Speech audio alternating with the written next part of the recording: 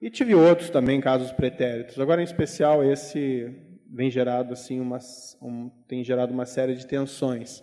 E uma das coisas que eu normalmente faço para aliviar, às vezes, essas tensões é buscar algumas histórias inspiradoras. E uma especial que me toca muito é a do colega juiz italiano, provavelmente os doutores já devem ter ouvido falar, é o Giovanni Falcone, que foi um magistrado italiano célebre na Itália, por sua atuação na década, principalmente, de 80 e 90, e não raramente, nesses momentos de tensão, eu tenho alguns livros a respeito da vida dele, e eu recorro a esses livros e algumas histórias, porque a gente chega à seguinte reflexão: olha, se você acha que está difícil, leia lá, né? E você vai ver que não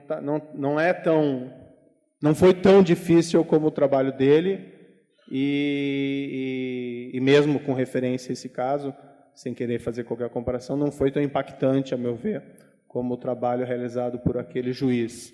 E por essa história, confesso aí aos doutores, para mim ela ser muito inspiradora, embora ela tenha alguns momentos sombrios, eu pensei, na verdade, em fazer um relato aqui sobre a vida do Giovanni Falcone, o trabalho dele, e com algumas reflexões interessantes. A maioria tem o conhecimento comum apenas do final trágico da história, mas não tem um conhecimento de momentos importantes da vida, do trabalho dele, e alguns desses momentos do trabalho, depois nós vamos verificar, eles são tão fantásticos que parecem que não são verdadeiros. E todos os magistrados, nós às vezes nos deparamos com situações difíceis de trabalho, maior ou menor, mas às vezes nós reclamamos até um pouco de barriga cheia, né? Quando encontramos aquela impressora e está emperrada e parece de repente o mundo acabou, e quando nós vamos pensar no que foi feito no passado e em histórias mais desafiantes da magistratura, isso tudo vira um problema muito pequeno. Então, se os doutores e doutoras me permitirem, eu gostaria de fazer alguns relatos de episódios da vida do juiz Giovanni Falcone, e eu acho que é uma história inspiradora e creio que talvez possa ser também inspiradora para os colegas magistrados. Então, eu tenho aqui um dado que ele nasceu em 1939 e em 1965 ele ingressou na magistratura. Para quem não sabe, a magistratura italiana ela tem um perfil institucional diferenciado em que o Ministério Público e os juízes fazem parte de uma carreira única. A chamada magistratura sentada e a magistratura em pé. Então, durante a carreira, o magistrado pode ser tanto do Ministério Público, um procurador, como pode ser também um magistrado julgador. Então, existe uma possibilidade aí de cambiar na carreira entre essas duas funções, o que não existe aqui no Brasil. Mas ele ingressou em 1975, a história dele realmente começa por volta de 1978, quando ele assume um cargo importante no Tribunal de Palermo, na capital da Sicília, e ele vai trabalhar como juiz instrutor.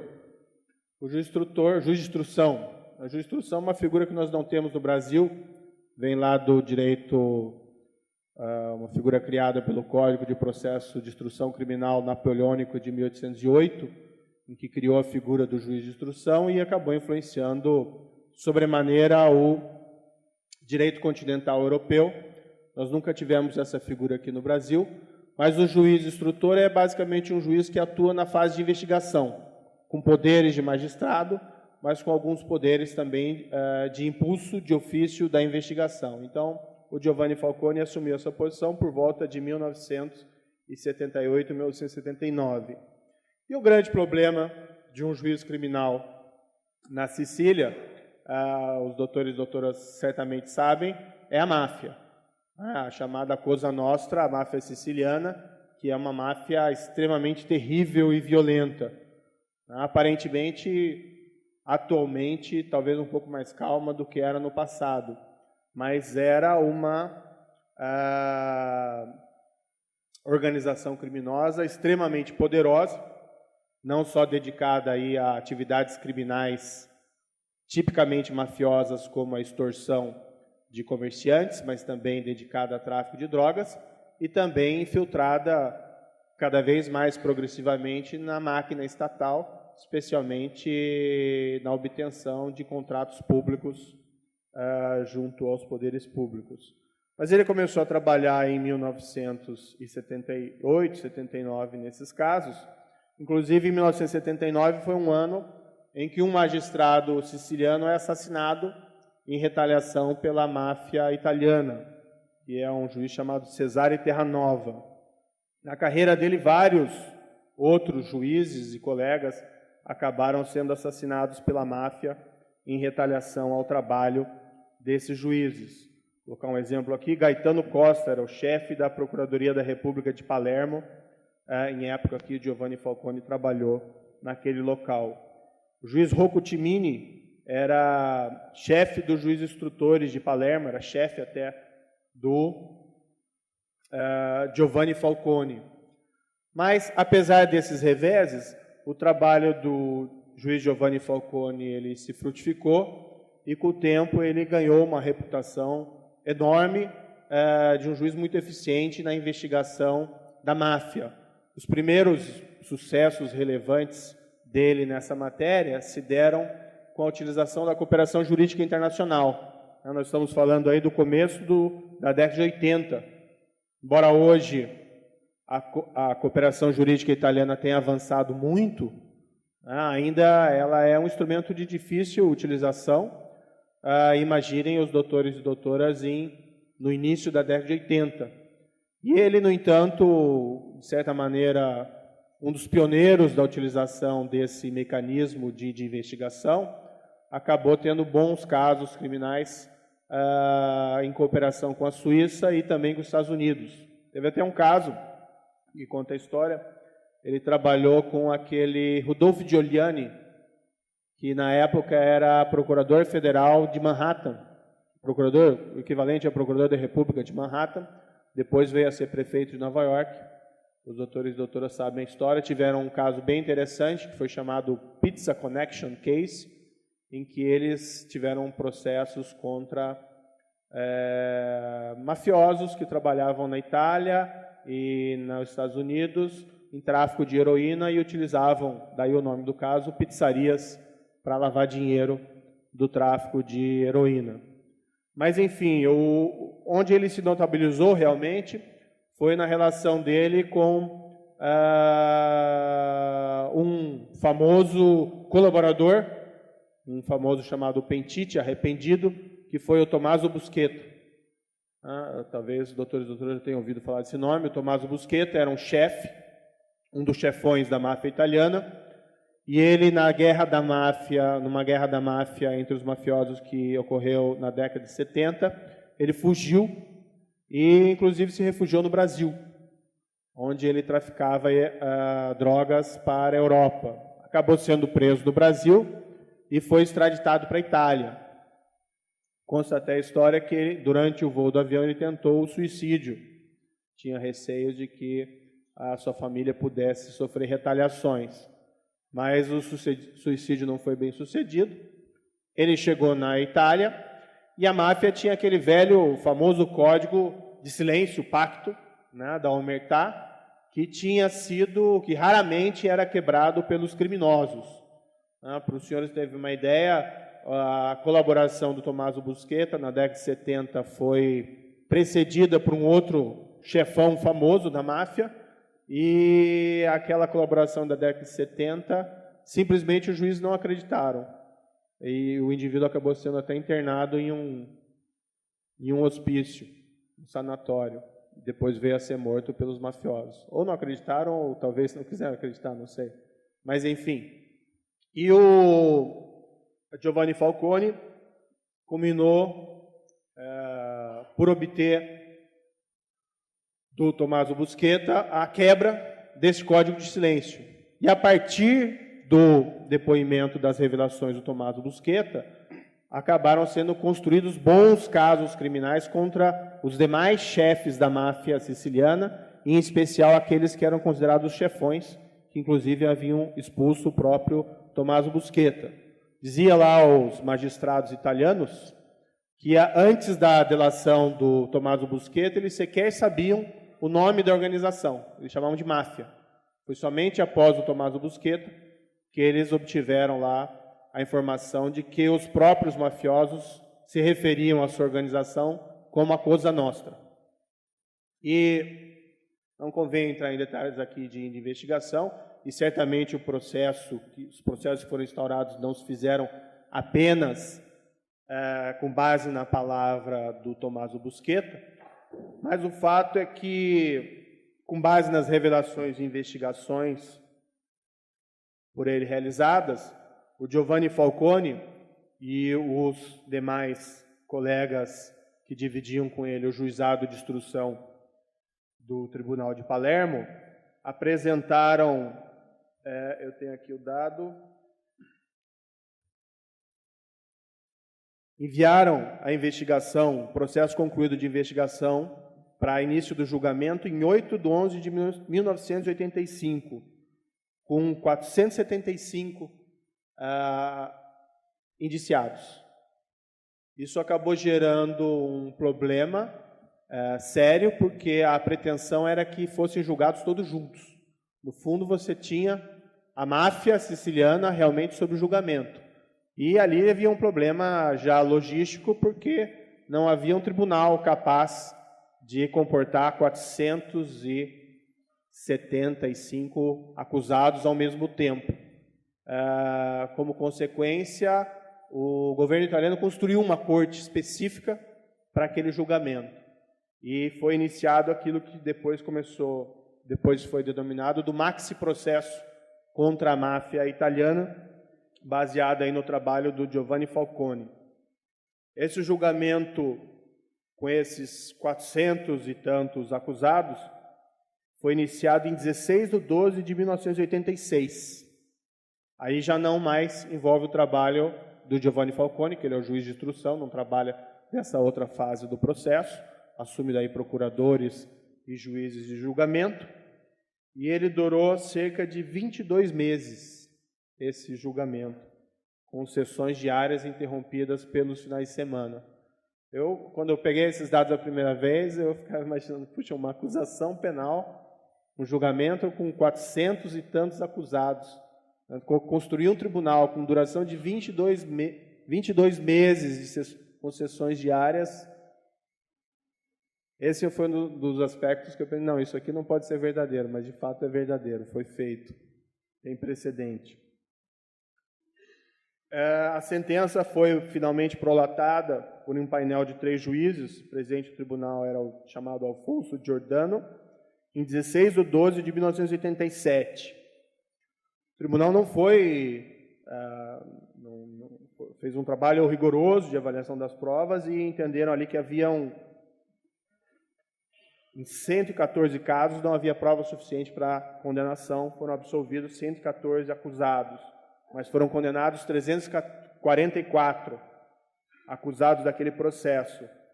E o mais importante, que os grandes chefões da máfia da Cosa Nostra foram condenados a penas duras, prisão perpétua.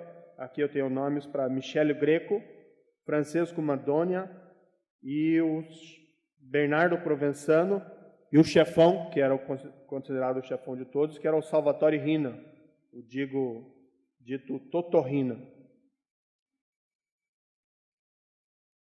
Não obstante, a sentença, o caso não acabou com a sentença, e segue em apelação. E, embora o sucesso do trabalho do Giovanni Falcone fosse inegável, ele era não raramente objeto de severas críticas por parte, ou eventualmente da imprensa, ou eventualmente, claro que certamente também de muitos elogios e admiração, mas sempre existe aquela crítica, e muitas vezes se faz uma crítica, principalmente a juízes, de excesso de protagonismo judicial, né?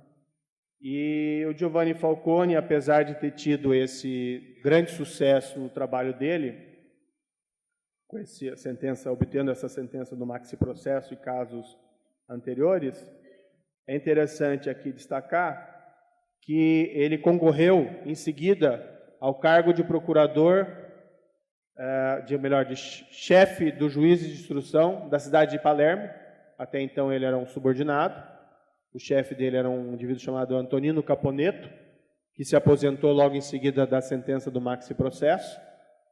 E ele concorreu para esse cargo do Caponetto. E ele era considerado o juiz referência na Itália em relação a processos contra a máfia. E na Itália, na Sicília, em Palermo, o talento principal requerido do juiz criminal seria exatamente a especialidade de processos contra a máfia. Mas, não obstante, apesar dessa especialização dele, ele concorreu para esse cargo no começo de 1988, ou seja, logo depois da sentença do maxi-processo, mas o Conselho Superior da Magistratura preteriu ele em relação a um outro candidato pelo critério de antiguidade. O outro candidato, chamado Antônio Melli, era um magistrado mais antigo, mas não tinha experiência em processos contra a máfia e acabou sendo escolhido no lugar do Giovanni Falcone para esse cargo, que gerou um certo impacto da credibilidade do próprio Giovanni Falcone. Por outro lado, seguindo a sentença do maxi-processo, houve apelação, assim como aqui e lá existem apelações. Interessante destacar que, em 88, a máfia matou o juiz que era responsável pelo Tribunal de Apelação de Palermo, mas a Corte de Apelação, mesmo assim, acabou confirmando as condenações do maxi-processo, e o caso foi para a Corte de Cassação, seria mais ou menos o equivalente deles ao nosso Superior Tribunal de Justiça, e no primeiro momento, um juiz da Corte de Cassação acaba revendo algumas, eu não sei bem aí como funciona o sistema processual, não sei se eu entendi muito bem essa parte, mas um magistrado que era o relator do caso na Corte de Cassação acaba revendo várias das condenações, inclusive algumas das principais condenações, colocando, por exemplo, um dos chefes, o Michele Greco, em liberdade. Era um indivíduo chamado Corrado Carnevale e ganhou um apelido um pouco pejorativo na imprensa, que era o chamado Amassa Sentença, o matador de sentenças, né, em italiano. Mas a Corte de Cassação, após essas primeiras decisões do Corrado Carnevale, finalmente, não posso explicar aqui os meandros do sistema processual, mas em 30 de janeiro de 1992, a Corte de Cassação restabelece a sentença da Corte de Apelações, ou seja, desconstituindo aquelas revogações anteriores pelo juiz Corrado Carnevale, e acaba confirmando, em sua essência, a sentença do maxi-processo. Não antes também, aqui digo-se o detalhe, em 1991 a máfia também matou o procurador Antônio Scopelliti, que era o procurador da República, junto à Corte de Cassação, que faria a sustentação oral do caso. Voltando lá ao Giovanni Falcone, depois de ele não ter conseguido o cargo de juiz instrutor-chefe do Tribunal de Palermo, ele tentou ser procurador, tentou ir para a Procuradoria da República, ele foi, na verdade, para a Procuradoria da República, para atuar de outra maneira nesses casos, mas depois de uma série de reveses profissionais, que não caberia aqui entrar em detalhes, mas que se iniciaram principalmente com essa recusa da promoção dele, ele acaba pedindo exoneração do cargo de magistrado, em 1991, e vai trabalhar no Poder Executivo, junto ao Ministério da Justiça. E lá no Ministério da Justiça ele consegue um grande apoio do ministro da Justiça na época, um indivíduo chamado Cláudio Martelli, e por conta da influência de Giovanni Falcone, nesse período a Itália começa a adotar uma série de providências normativas importantes contra a máfia, né? E uma das proposições do Giovanni Falcone era que, por exemplo, houvesse uma Procuradoria Nacional Antimáfia, concentrando em Roma uma coordenação desses processos na Itália. Mas a Cosa Nostra, após o julgamento da Corte de Cassação confirmando a sentença no maxi-processo, e considerando que o Giovanni Falcone estava obtendo no Ministério da Justiça normativamente ou em políticas públicas contra a máfia, acaba decidindo, por vez, tomar medidas últimas para se livrar do Giovanni Falcone. E o Giovanni Falcone, em uma visita a Palermo, ele acaba sendo assassinado em 23 de maio de 1992. Ele andava, evidentemente, com escolta e segurança, mas, literalmente, a máfia explodiu a rodovia na qual o carro dele estava transitando. Quando ele saiu do aeroporto de Palermo para a cidade de Palermo, a chamada Via de Capaci, a máfia havia colocado uma grande quantidade de explosivos na própria rodovia, e quando a escolta dele passa, eles explodem a rodovia e acabam vitimando o Giovanni Falcone. Mais ou menos um mês depois, aquele que era o colega principal do Giovanni Falcone, também envolvido nesses trabalhos de uma forma muito intensamente, que era um outro juiz chamado Paolo Borsellino, acaba também sendo vitimado por um atentado à bomba na própria cidade de Palermo. Mas esses atentados, embora lamentáveis, também propiciaram uma reação muito significativa da opinião pública italiana em relação não só à máfia, mas em relação ao fracasso, né, do Estado italiano em perseguir de maneira eficaz a máfia e proteger os agentes estatais envolvidos no combate à máfia. E desde então houve uma certa reviravolta no quadro. A Ilustrada, talvez o evento principal disso, o Totò Riina, que era o chefe, que era o chefão mesmo, o capo de tutti capi, ele foi condenado no maxi-processo, mas ele estava foragido, né, e simplesmente não era encontrado, embora as investigações posteriores revelavam que ele morava no centro de Palermo, mas ele nunca era encontrado.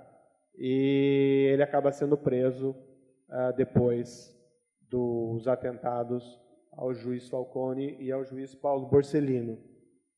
Então, como eu disse, embora essa história tenha um quê de trágico, né, mas eu confesso que, não sei se certo ou erradamente, mas não raramente em momentos de dificuldade da magistratura, eu faço a releitura de trechos da história do Giovanni Falcone, com aquela perspectiva, olha, se você acha que está difícil, né, veja aqui o que foi feito, as dificuldades, o buraco que o juiz se encontrava, e, não obstante, né, o atentado final eficaz, as conquistas e o que se obteve em matéria de processo contra a máfia na Itália, de um quadro de praticamente total impunidade da máfia siciliana, com exceção de pontuais subordinados dentro daquela estrutura hierárquica mafiosa, se tem um processo em que há uma condenação de não só mais de 300 de integrantes daquela organização criminosa, mas principalmente condenações contra os chefes, né, os verdadeiros chefes da máfia siciliana, o que foi algo absolutamente inédito até então. E quando a gente fala em, como foi colocado no texto, em gestão de processo, às vezes tudo é uma questão de perspectiva. Então, esse próprio caso, imaginam-se as dificuldades que existiram para que um processo, esse maxi-processo, chegasse ao seu bom termo dentro de uma estrutura processual italiana que nós conhecemos um pouco de longe, mas nós nos inspiramos muito dela, e nós sabemos que ela normalmente não é nada eficiente, né? É uma justiça, muitas vezes, com um perfil burocrático como a nossa, não necessariamente eficiente, especialmente nesses processos contra figuras poderosas. E o último ponto, quem quiser se aprofundar nessa história, tem um livro muito bom, que é escrito por um jornalista norte-americano, que é o chamado Alexander Stile. Tem um livro chamado Excellent Cadavers. Cadáveres Excelente, o título é um pouco tétrico, mas ele basicamente se reporta a esses casos de assassinatos de figuras ilustres pela máfia e as sucessivas reações que o Estado italiano tinha quando aconteciam essas mortes excelentes.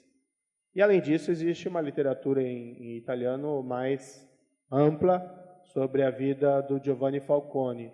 Mas, em especial, uma leitura que é muito interessante, o próprio juiz Falcone tem um livro chamado Cosa Nostra, O Juiz e os Homens de Honra, que, no fundo, é produto de entrevistas que ele concedeu a... não me lembro aqui o nome do... salvo engano, Marcelo Padoni. E esse livro é interessante porque ele tem tradução portuguesa, então é um livro um pouco mais acessível. E uma das coisas que ele escreveu esse livro em 1991. Uma coisa que me chamou a atenção quando eu li o livro dele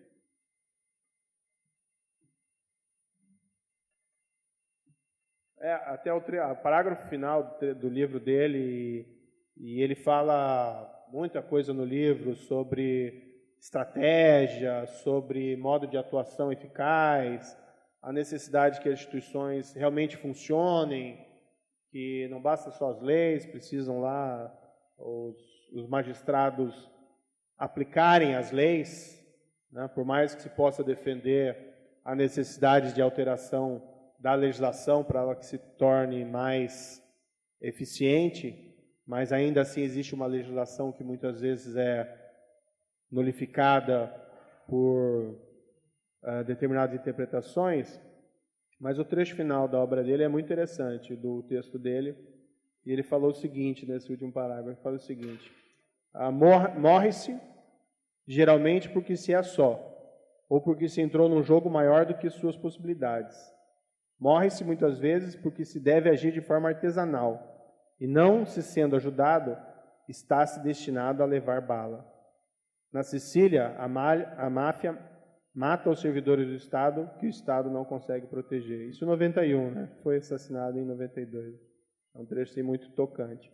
Mas, assim, não me entendam mal, eu não estou querendo fazer nenhuma comparação daquele caso com a situação atual do Brasil. A situação atual, nesse caso com que eu trabalho, é muito mais similar com as chamadas operações Mãos Limpas, né, Operação Manipolite, que no fundo tem o seu centro em Milão, e começou basicamente no mesmo ano que o Giovanni Falcone morreu, em 1992.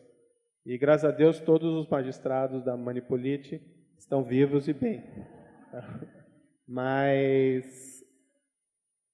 por mais mérito que tenha tido essa Operação Manipolite, que também é uma história muito interessante, não caberia aqui no caso, mas ainda eu acho que, para mim, pelo menos, a história que me inspira dessas dificuldades, superações, que pese o final trágico, é a do juiz Giovanni Falcone. E aí eu tomei a liberdade, já que eu não entendo nada de justiça do trabalho, para fazer essa exposição aqui, em relatar esse caso. Acho que talvez possa ser inspirador também para os colegas magistrados que me fizeram esse gentil convite e tiveram a gentileza de ter a paciência de me ouvirem durante todo esse tempo. Muito obrigado.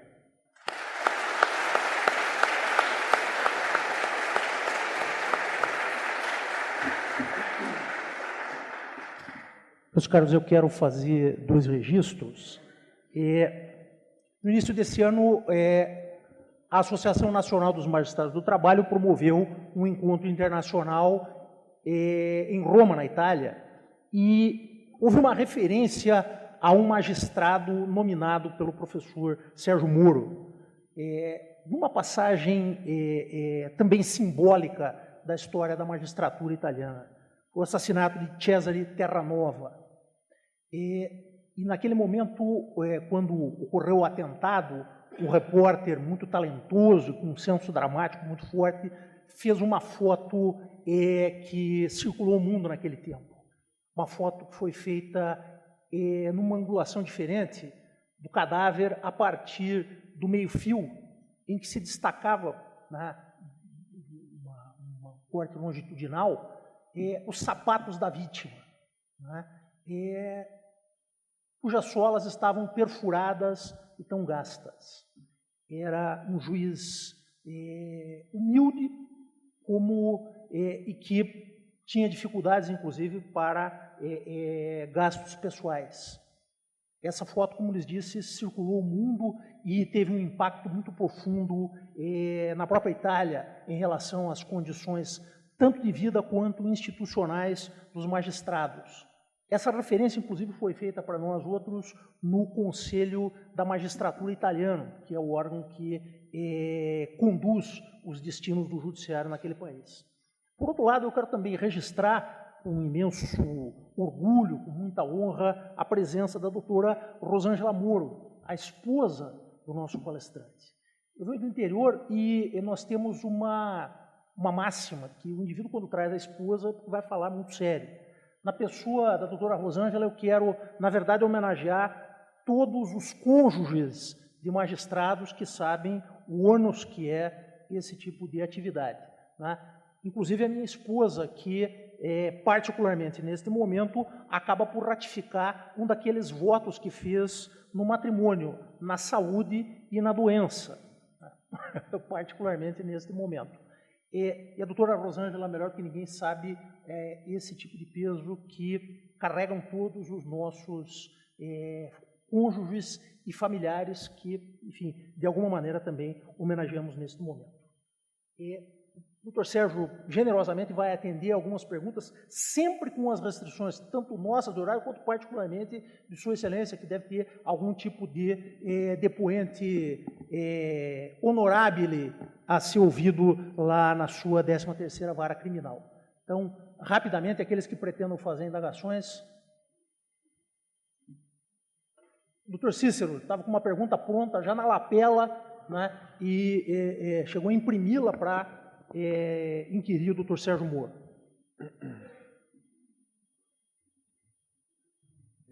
Boa tarde, doutor Sérgio Moro. Meu nome é Cícero, sou juiz do trabalho.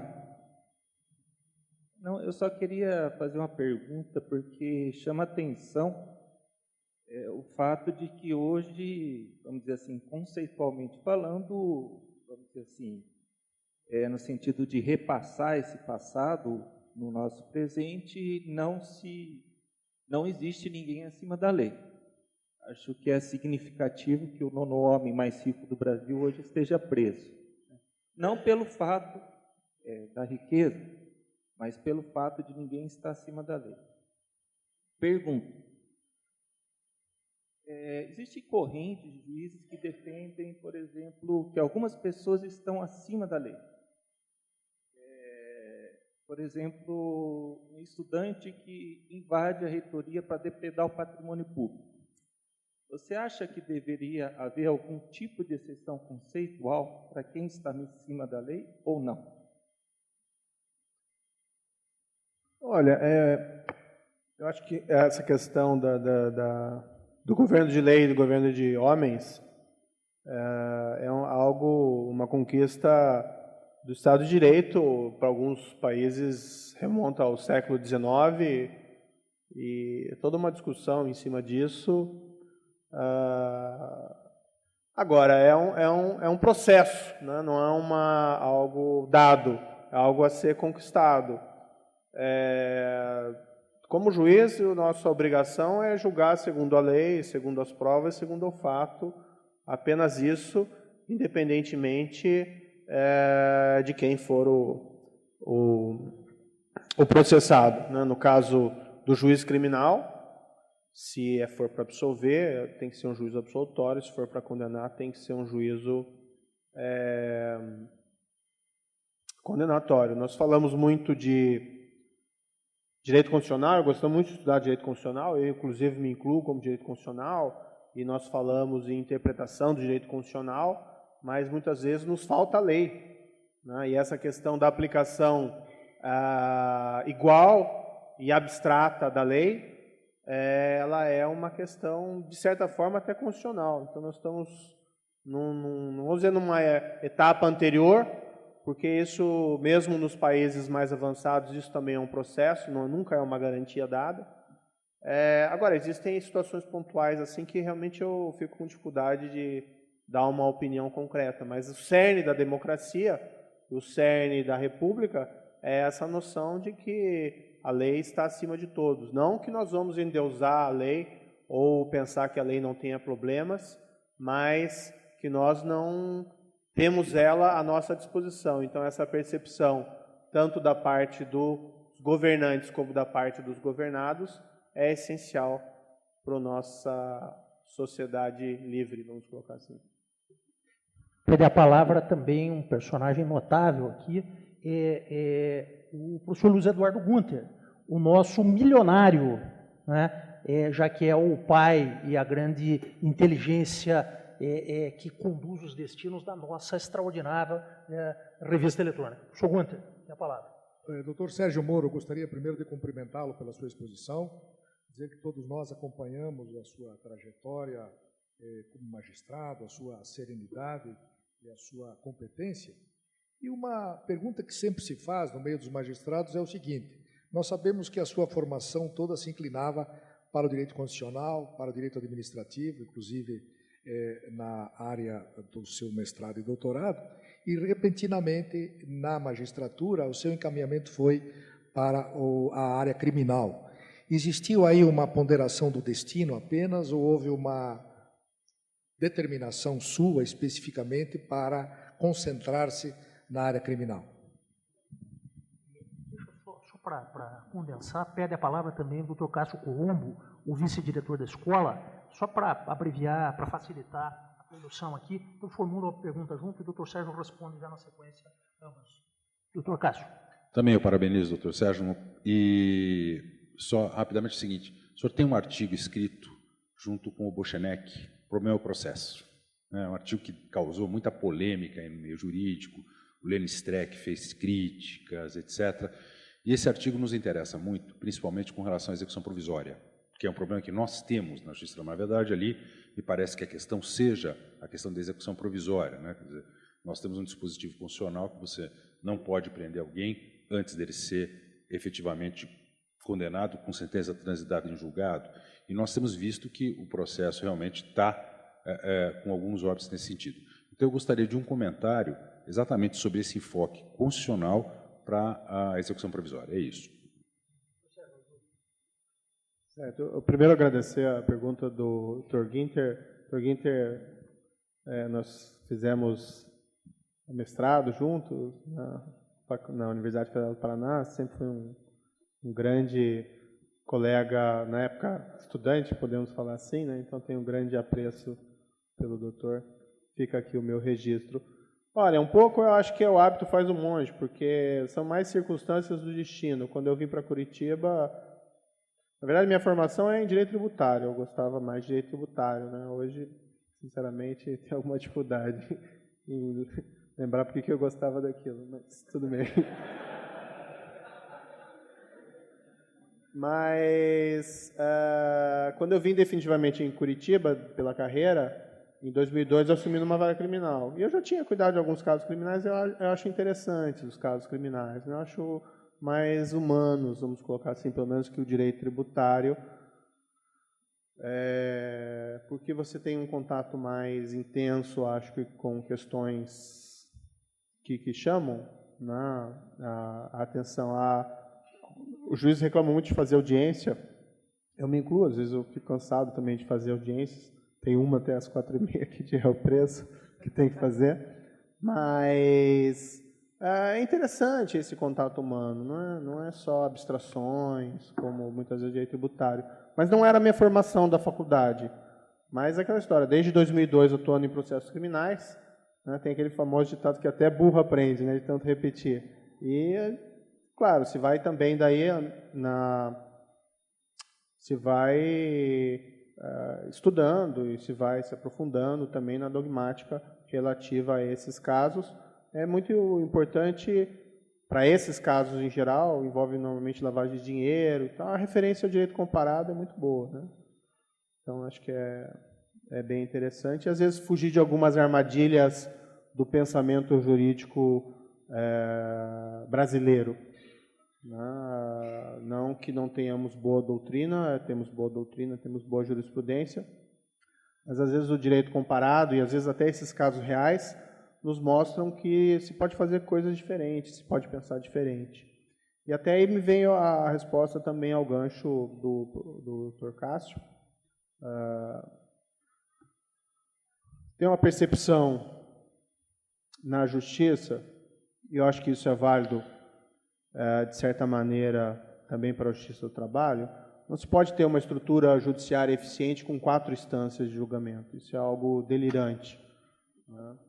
E os nossos tribunais superiores, que eram para ser tribunais com uma competência sobre um número de casos limitados, cujo papel seria mais de formatar jurisprudência e não julgar casos concretos, hoje, eu não sei exatamente a situação do TST, mas isso é muito verdadeiro no STJ e no STF, eles têm uma crise de hipertrofia, em que os casos vão e não saem, né? Claro, parte sai, mas são tribunais que não estão estruturados para julgar aquela grande quantidade de casos.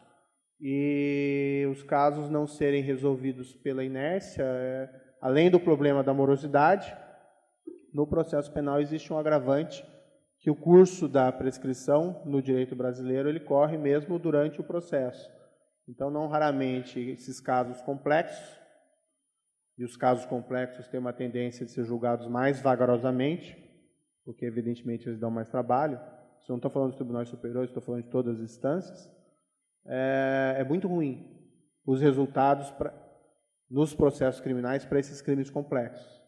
Então, a Associação dos Juízes Federais fez uma proposição para que, após um julgamento em segundo grau, em corte de apelação, se possa já, para crimes graves, já se decretar a prisão e iniciar o cumprimento da pena, com a possibilidade do Tribunal Superior, havendo plausibilidade do recurso, suspender aquela execução. O erro que nós entendemos na nossa legislação atual é que a simples interposição suspende a execução do julgado. E ainda que se diga nonsense dentro do recurso, ele acaba obstaculizando o final dele. E eu vou falar muito francamente, se eu fosse um condenado criminal e eu soubesse que enquanto eu recorrer eu não sou preso, eu falaria, meu advogado, recorra, recorra e recorra. E aí se encontram aquelas patologias muito comuns no STJ e no STF, que são lá, embargos de declaração, no embargo de declaração, no embargo de declaração, no agravo regimental, no agravo contra o não de recebimento do extraordinário. Até tive essa convocação no Supremo Tribunal Federal e me deparei com vários casos desses, né? Esse em particular, não lembro aqui o número, eu tinha esse dado separado, mas eu não trouxe. É um recurso extraordinário que não foi recebido onde foi interposto, houve um agravo de instrumento. O processo chegou em 2009 ao Supremo Tribunal Federal e após sucessivos embargos, declaração e agravos regimentais, em 2013, 3 anos, ele passa até finalmente ter uma decisão dizendo que ele não é admissível. E já não era admissível lá atrás, né? Então, assim, nós não podemos ser bobos e achar que isso não acontece, que essas brechas da legislação não são utilizadas. Nós temos que eliminar essas brechas. Se afirma que poderia haver alguma incompatibilidade com a presunção de inocência, mas assim, a presunção de inocência no processo criminal, ela tem 2 vertentes. Uma delas é probatória, no sentido, olha, você só condena se você tem certeza. Ou utilizar a fórmula lá anglo-saxã, se você tem uma prova acima de qualquer dúvida razoável. Tá? Isso não tem nada a ver com recursos, isso é uma questão probatória. Se nós formos examinar os principais instrumentos internacionais que tratam da presunção de inocência, em tratados de direitos humanos, ou até mesmo no tratado que instituiu o Tribunal Penal Internacional, a presunção de inocência é normalmente vinculada à questão probatória. E nisso o projeto não mexe uma vírgula. Isso realmente é uma conquista, um núcleo duro da presunção de inocência que não pode ser alterado. Agora, quanto ao efeito de recursos, aí já é um pouquinho diferente. É certo que a prisão tem que se seguir o julgamento, mas não necessariamente o último julgamento. Pode ser a partir do primeiro. Por exemplo, isso nós mencionamos no projeto, na França e nos Estados Unidos, que são dois países que são berço da presunção, berços históricos da presunção de inocência, após um julgamento em primeira instância, a regra é a imposição da prisão. E não é uma prisão cautelar, é uma prisão já como decorrência da condenação, independentemente dos recursos. Lá também pode-se conceder, excepcionalmente, o efeito suspensivo aos recursos. Então, quando se diz, olha, esse projeto fere a presunção de inocência, olha, o direito comparado diz que não, né? Diz que, pelo menos, que países que, com uma tradição mais intensa até de proteção de direitos fundamentais do que a nossa, que são os Estados Unidos e a França, tratam essa questão de uma outra maneira. E aqui o nosso projeto ainda é mais conservador, propondo essa medida apenas após a decisão de segundo grau. Mas eu não tenho dúvida, embora não conheça o processo do trabalho, sou sempre aquela frustração em festas familiares de final do ano, que as perguntas sempre são ou sobre direito de trabalho ou sobre direito de família, né? E eu nunca sei dar alguma resposta. Mas, enfim, se existe essa hipertrofia, acredito que exista do TST, se existe esse problema da impossibilidade da execução definitiva após um julgamento, pelo menos de apelação, é um impacto também na eficiência e na própria credibilidade do justiça do trabalho. As pessoas querem, hoje você bate o seu carro, você quer resolver o problema na semana seguinte, não daqui a 10 anos. Né? E nesses processos criminais, então, a gente lembra o caso do aquele jornalista Pimenta Neves, né, que assassinou a namorada, era réu confesso, e a justiça brasileira levou 10 anos para ter uma decisão definitiva e o cidadão ser preso. Quer dizer, algo está profundamente errado na justiça brasileira. E acho que cabe a nós mudarmos, né? Se nós vamos entender que só pode ter execução de decisão judicial quando tiver o beneplácito dos tribunais superiores, então vamos todos aí pedir exoneração dos nossos cargos porque somos inúteis ou não somos confiáveis, né? Temos que pensar de outra maneira, sem prejuízo da competência legitimamente exercida dos tribunais superiores, inclusive se entenderem que existe uma plausibilidade num recurso que justifique a suspensão da execução, que assim determinem, mas não a morosidade e a ineficiência e a perda de credibilidade por inércia, né? Eu acho que a situação é bem intolerável. Doutor Sérgio, só para encerrar então essa nossa rodada de perguntas, eu estou vendo agora você, Sérgio, formula uma indagação o doutor Eduardo Baracá, que, como Vossa Excelência, doutor Sérgio, é o homem certo no lugar certo. Né? A Operação Lava Jato é sua responsabilidade, do doutor Eduardo, a Operação Hospital Evangélico. E, na sequência, daí, o doutor Sérgio Murilo também formula a sua indagação, e aí encerramos e passamos ao tópico seguinte do nosso evento. Doutor Baracá. Obrigado. Doutor Sérgio, parabéns pela sua exposição, mas também pela sua brilhante carreira, que a gente já acompanhava desde a época do Banestado, que também foi significante para o nosso Estado. Eu sempre ouvi que a prescrição era o calcanhar de Aquiles do direito penal. Exatamente por isso é que a gente via, né, que os grandes réus, aqueles que tinham bastante dinheiro, podiam contratar bons advogados, poderiam fazer com que o processo demorasse cada vez mais e, no final, a sua pena prescreveria e ele acabaria não sendo punido, enquanto o pobre, aquele que não tinha dinheiro, não conseguia fazer o processo chegar lá no STJ, no STF. Então, a minha pergunta é bem objetiva. O senhor acha que é possível e conveniente uma alteração legislativa alterando o sistema de prescrição do direito penal brasileiro? Doutor Sérgio Murilo, se puder formular sua pergunta já para... Doutor Sérgio, também me somo a essas manifestações de apreço à sua carreira e a esse momento em que Vossa Excelência está passando.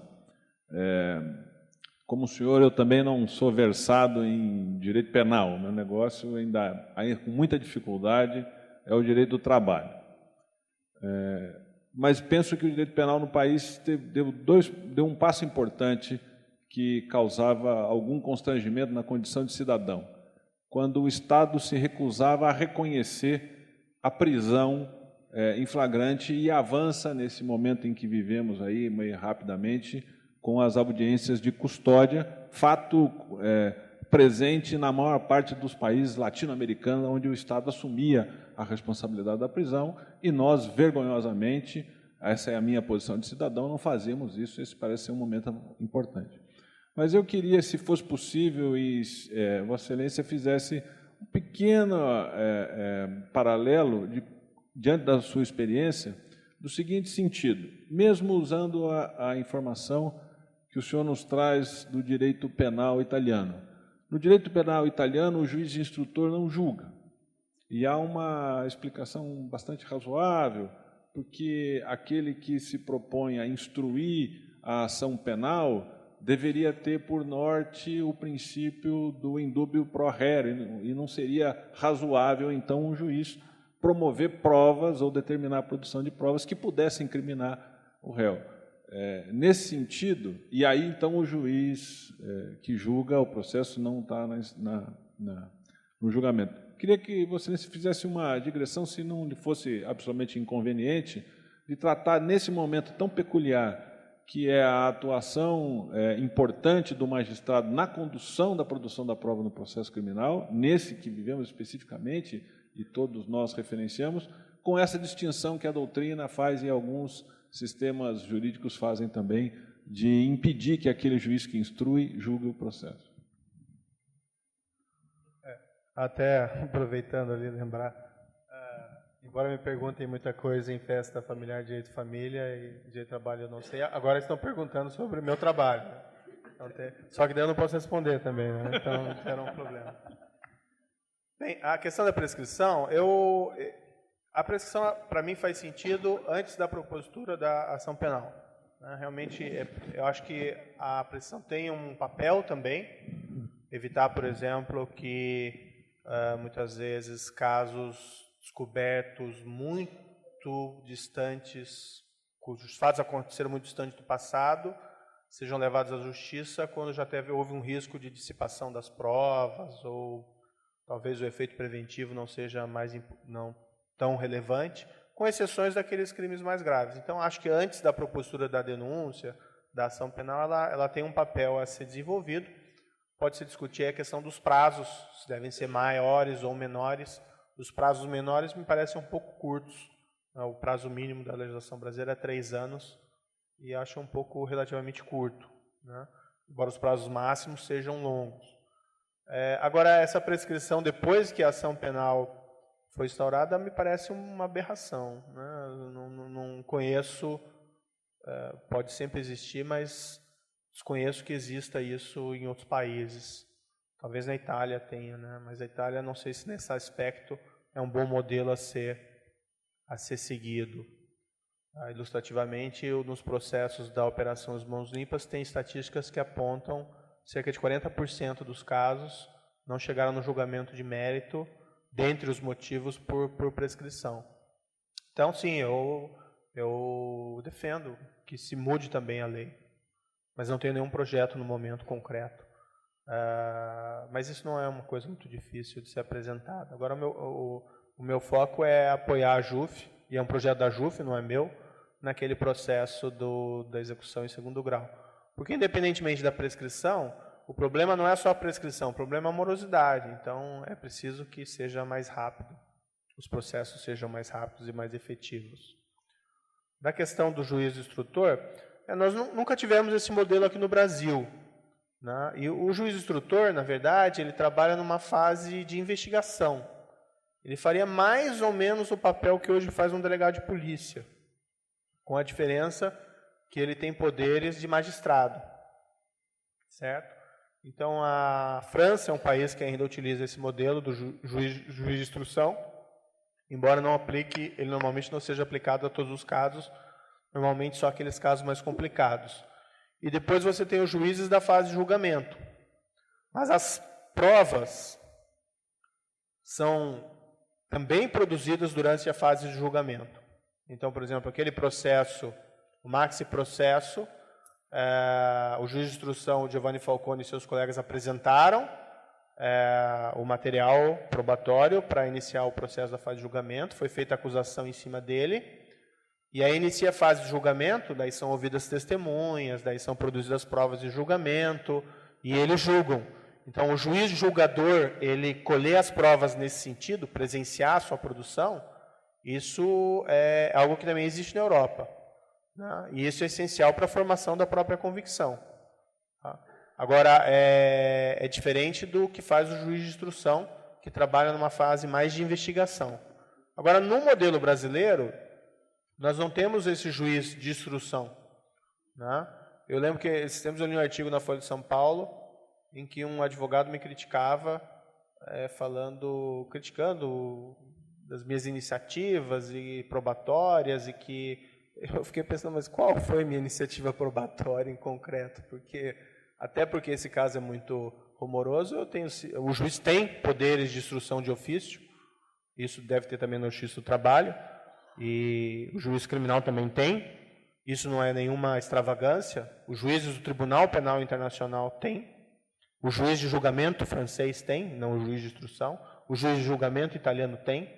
Alguns países não têm essa tradição do juiz ter iniciativa probatória residual, certo?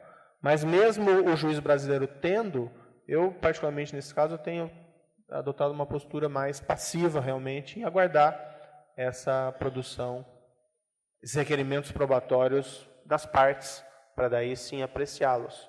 Então,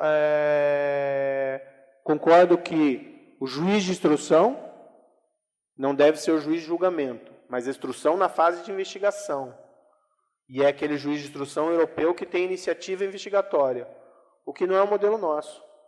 O juiz criminal na fase de investigação, ele atende requerimentos das partes. Então, por exemplo, uma interceptação telefônica, eu decreto, mas se houver um requerimento. Uma prisão, eu decreto, ou indefiro, mas se houver um requerimento. Então, às vezes, a nossa doutrina, e sim, a doutrina brasileira mistura umas coisas assim que não tem nada a ver, né? Eu vejo alguns livros de doutrina falando que o juiz que instrui não pode julgar, baseando-se no sistema europeu, em que você tem um juiz de instrução com iniciativa, que é uma espécie de um delegado com poderes de juiz. E o juiz de julgamento é outro. Mas é um contexto que não existe no Brasil. Então, enfim, há uma certa confusão conceitual nessa matéria. Quando se aprofunda um pouquinho no exame desses modelos, a situação é diferente. Mas, em tese, eu concordo com o doutor. O juiz que instrui, se ele é um superdelegado na fase de investigação, não pode ser o juiz que julga. Mas não existe isso no direito brasileiro.